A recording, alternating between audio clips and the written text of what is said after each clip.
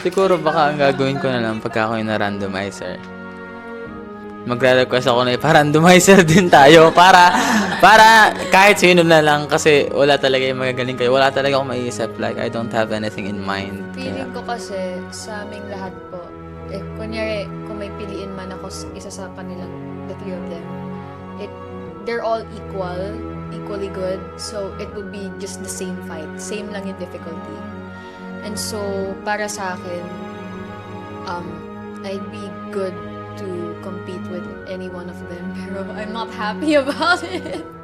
You know, it's not something that I would want to do. Yes, actually, ayun na. Ang feel, parang ang sakit sa damdamin, no? Na tayo-tayo rin pala yung at the early stages of this clash, the Clash Teens. Hindi natin naisip na may chance pala na Tayo. dito pa lang this early na tayo magkakalaban.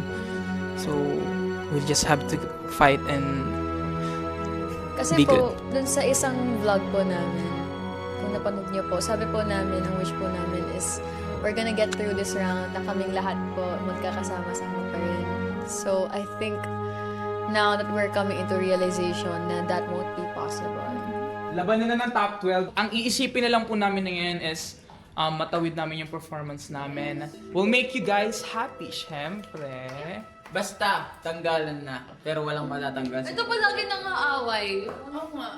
Hindi mo sure kung walang matatanggal sa atin. The best that we can do is just to, yun nga, sabi ng parents namin, to just enjoy the performance. Sabi nila sa amin, quote-unquote, hindi kayo magkakalaban.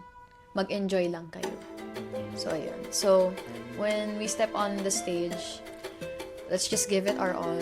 And I know naman that we will all have, we will all give our best performances.